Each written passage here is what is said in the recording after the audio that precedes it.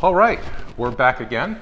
We're ready to talk with Danny inside La Victoria, the bakery from which he uses some space to run his bagel business. We still call it Sour Flour? Still Sour Flour. All right, that's going to scrape a little there. Okay, I think that's better. So let me start, I'm not going to start at the beginning. You started this 8 years ago. 10 years ago. 10 years ago? Yeah. Oh my God, you're still at it. Still going. Well, let me ask you the first and most obvious question. If you had to do it over again, would you still want to do it and pursue Yeah, this? I wouldn't trade what's happened with Sour Flour for anything. So I definitely would still do it. Hopefully I would, do it a little bit differently. Well, we're and going to talk about hopefully a that. little more. But yeah. Whatever's happened to you hasn't discouraged you and made you think, like you're talking to literally hundreds of students. Many of them want to be entrepreneurs, right? And so the question becomes, should they do it, or does Danny Gabriner say, oh man, now that I know what it's like, I wouldn't go close? Well, if you're doing it to make money, the easy answer is almost surely not. Okay. In terms of enjoyment and the people I've met along the way and the things that have happened along the way, even though there's also been an enormous amount of stress and challenges, it's still been something that I've enjoyed and something that I wouldn't trade. Interesting. So let me start this way then. If you knew then, when you began, what you know now, would you do anything different? And what I'm really asking is for people who may want to try to be entrepreneurs and set up their own businesses, what do you wish you had known then, way back in the beginning? Yeah, I guess one thing that I thought I knew then, but actually did not quite fully understand was how challenging it would be to make it financially successful. And so before I really dove deep into it, I had another job. And I felt at the time that, against advice from many other people, that I needed to leave my job to be able to focus on the business. But I made that decision without really much cash to back it. I just kind of assumed it would somehow work out. I'm a smart person. I'd work hard at it. But really, those two things are still not necessarily enough to pay for all of the things that a small business needs. So does this tell you you should always have a second job, or does it tell you, wait, first stash away a lot of cash? Or is it either or? It could be either or, and it could be other options as well. You know, there are businesses that can start and suddenly generate sales, and those sales can help pay for things. But you really need to understand not just what your business model is, but also literally where the cash is going to come from to pay your bills each month. Something must have happened in particular in your particular business. When we talked early on, the idea was you'd made a business plan and you said, okay, I spend this much to make bagels. I then sell them for this much per bagel. I get this much back, and the cash flows. Something went wrong with that. What was it, that you had unexpected expenses, or the sales didn't grow fast enough? What made it so difficult? Well, definitely one critical flaw in the plan is that you make a forecast of something that can work. And so you say, okay, well, if I were to reach this level of sales and do it like this, suddenly, there'd be this much profit at the end of the day. Well, those sales forecasts, how you achieve those sales, that's the challenge. Okay. And so, you can have a great product, you can have people who love your product and purchase it. Which I think you had, right? I mean, my sense was when we talked, you developed, by making 1,000 free bagels first, you developed a community of people who liked your bagels. Yeah, so with the bagels and also the sourdough bread. So actually, originally it started just purely with the sourdough, and the bagels came soon after that. And yeah, I mean, people have enjoyed these bagels, have enjoyed the sourdough, but the challenges as you start to grow, for example, as you're selling to more and more stores, that distribution expense starts to add up, and you have to start to pay for delivery, which is partially in the model, but at the end of the day, you don't know exactly what all those costs will be. And so to achieve the sales, not only do you have to pay for those additional elements that you may not have considered, but you have to find more and more customers that will fit into what you'd like to be doing, and doesn't always happen. Well, so is it fair to say, I mean, what I'm trying to figure out here is student comes out, starts a business. They expect it to make a living with it, not just be a hobby or a sideshow.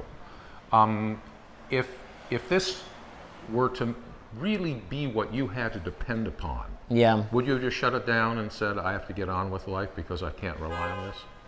Well, yeah, for the longest time, I kind of pushed forward and lived with, only a day or two's worth of cash on hand, where basically money comes in that then needs to get spent. And, to have a little bit more safety, you'd want maybe 3 months worth of cash or 6 months, or larger companies might go even more than that. And so living so close on the edge, I was able to make it work for a pretty long amount of time, but it definitely caused stress and maybe unnecessary problems just operating the business. And really at the end of the day, I was able to make things work, not with the core of the business, but by borrowing money. And so by going into debt, I was actually able to make sure that I could keep paying for things up to a limit. Okay. So I guess the question I want to ask you then, for students who are watching and say, well, I'd like to take my shot at it anyway. At what point, if you're being sane about it, do you say, okay, I've got to cut my losses and get out? I mean, I think what you did instead, you said, I'll just get another job and do this on the side. But if you can't do it that way, where do you say enough is enough? Because I know thousands of businesses open and close every day of the week across the state of California. Yeah, well, really the key thing is being able to make the business able to make enough money to pay you to work in the business. Okay. And so that's really the critical starting point, that the business has to both be large enough and profitable enough that it can actually afford to pay you as the owner of the business, your basic rent, food, and personal. Do you think, based on your experience, as you look back on it now, is it okay to borrow to get to that point? Or do you think, no, better to do it on your own? Once you're borrowing, you're going down into a pit. Borrowing can definitely be a very dangerous game. It's something that is pervasive and that is very common, and if you kind of understand how it works, can actually make things much easier. But you have to realize that borrowing comes with a commitment. And what does that mean? What that means is that with the money that I've borrowed in the past, I still owe money for the next 5 years, regardless of whether or not Sour Flower continues to operate or not. So by committing yourself, that loan that I actually took 5 years ago was a 10-year loan. And I made the decision that I was so interested in moving forward with the business that I would take that obligation and be paying for it for the next 10 years, one way or the other. Well, so do you still expect Sour Flower at some point to turn a profit that'll pay back that loan, or do you? So Sour Flower actually has now reached a point, even though we've actually shrunk significantly from maybe several years ago, where we were producing a lot more bread. We've actually shrunk from baking 7 days a week to baking 5 days a week, and more recently now we only bake 2 days a week. So you bake bread and bagels 2 days a week. Yep. And what does that make possible? And so by reducing the amount of days that we're making, the bread part of the business has still to date never on its own been able to make enough money to pay rent and to pay for everything. So fortunately, what pays the bills? Fortunately for Sour Flower, we also do bread education.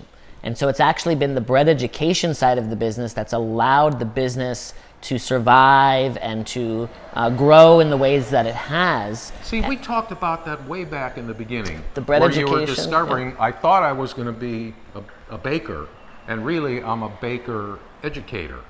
And doing classes, teach people how to do sourdough and how to do bagels. It sounds to me like it's the classic go out there, move fast, break things, and be ready to change. And as long as you're ready to fail at some things but try something new, you can get there.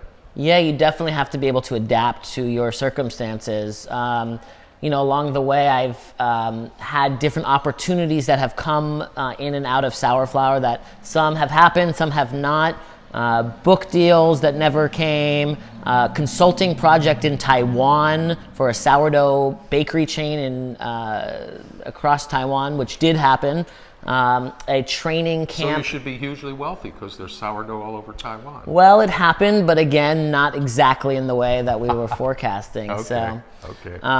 yeah, you know, there's always different opportunities, and the bread education has been one that has been successful for Sour Flour. That said, even though the bread education has been successful and has helped keep the business afloat overall, the business still to date has not been large enough or profitable enough to pay my basic living wage. Okay, so what you're really saying is you've got the business after a decade to the point where it pays for itself. And generates very small profits. Okay, so you're doing what the great American dream is. That is, I've built a business that supports itself. And do you expect in a matter of years that it'll pay you too? Yeah, so where things are at now is that it's able to survive and turn a profit and so forth, but only because I have a full-time job, actually at San Francisco State, working for Metro. I'm able to have a full-time job that pays my bills while Sour Flour kind of continues to move along. Okay. And in the future, I do still continue to think there's, you know, ways that the business can continue to grow and thrive. At the moment, it's quite challenging to actually do that. With a full-time job, with a business that I'm still operating, helping out La Victoria as another business, and actually at the moment going back to school, it's challenging to put enough energy into Sour Flour to really allow it to thrive. Mm-hmm. But again, it has reached a stable enough point where it's operating, and definitely there's prospects for the future. Okay. So I think we're going to wind up there, and what we can say is, I happened to have, started talking with Danny some years ago, so that I could make as a part of this course on how do you integrate work into your life and how you might want to think about work as a part of your life. We landed on Danny as an example of what happens if you try to be an entrepreneur. And given what I read and what I study, I think this is a really good example of what really happens. It's not, oh boy, I go in and 3 years later I'm an easy street. Most people are not the ones who suddenly have 1 million people watching them on YouTube, right? The huge majority of people who start out as entrepreneurs try to do their own businesses. It's very rough, it's very tough, and Danny turns out to be a great example. I couldn't ask for a better one of what it's really like to be an entrepreneur in the Bay Area in this time trying to build your own business. So here's what we're going to do. We're going to wrap here. And, this is 2020. We'll be back kind of year to year to see what happens as an entrepreneur tries to build a business from the bottom up without a stack of cash and just tries to find the business. He has to find his customers, find his product, making it up as he goes along.